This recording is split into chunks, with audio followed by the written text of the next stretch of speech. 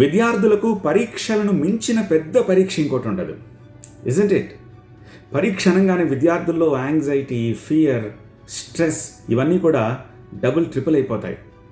అలాంటి పరీక్షల్ని పరీక్షలుగా కాకుండా ఒక ఉత్సవంలా మార్చేస్తున్నారు ప్రైమ్ మినిస్టర్ మోదీ.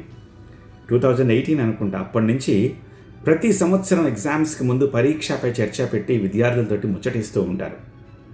ఇది 9th ఎడిషన్ పరీక్షపై చర్చ. అమేజింగ్గా ఉంది. దేశంలోని ఆమూలాగ్రం ఉన్న విద్యార్థులతోటి ప్రైమ్ మినిస్టర్ మోదీ ముచ్చటించిన తీరు అమోఘంగా ఉంది. పరీక్షలను ఎలా ఫేస్ చేయాలి, పరీక్షలంటే ఏమిటి అసలు, పాజిటివ్ మైండ్ సెట్ ఎలా పెంచుకోవాలి, ఓటమిని ఎలా తీసుకోవాలి, ఓటమిని ఎలా అధిగమించాలి, భయాన్ని ఎలా పోగొట్టుకోవాలి, ఇలా అనేక అంశాలని చాలా అద్భుతంగా స్పృశించారు, విద్యార్థులతోటి ముచ్చటించారు. సాడెస్ట్ పార్ట్ ఏంటంటే ఈ పరీక్షపై చర్చ కానీ ఆర్ మన్ కీ బాత్ కానీ ఉత్తర భారతంలో విన్నంతగా దక్షిణ భారతంలోనూ, అందులోనూ మన తెలుగు రాష్ట్రాల్లోనూ పెద్దగా మనం దృష్టి పెట్టి వినం. మీరు ఉత్తర భారతంలో చూడండి, మన్ కీ బాత్ పెడితే రేడియో పెట్టుకుని ఆ ఊళ్ళల్లో ఉన్న వాళ్ళంతా కలిసి చుట్టూ కూర్చుని వింటూ ఉంటారు ప్రైమ్ మినిస్టర్ ఏం చెప్తారు అని చెప్పి.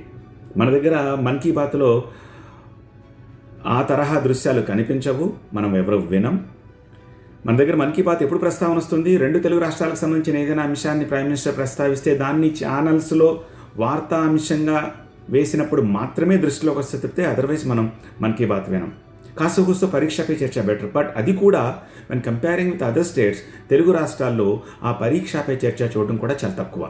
మనం గంటల కొద్దీ సినిమాలు చూస్తాం, రోజుల కొద్దీ క్రికెట్ మ్యాచ్లు చూస్తాం, సీరియళ్ళు చూస్తాం, బట్ పరీక్షపై చర్చ అలాంటిది మాత్రం చూడడం. ఈ తప్పు ఎవరిది? Not only students, schools, colleges కూడా దీని మీద అంత శ్రద్ధ చూపించట్లేదు.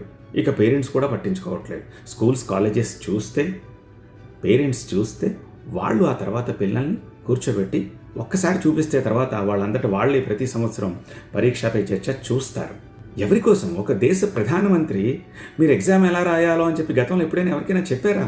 ఒక దేశ ప్రధాని ఎగ్జామ్ ఎలా రాయాలి, ఒక దేశ ప్రధాని ఎలాంటి ఆహారం తీసుకోవాలి, ఒక దేశ ప్రధాని రోజుకి ఎంతసేపు నిద్రపోవాలి, ఇలాంటివి చెప్తున్నారు అంటే ఎవరి కోసం? మన కోసమే కదా.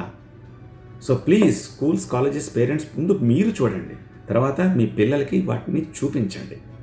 మన కోసమే, isn't it? Thanks for watching.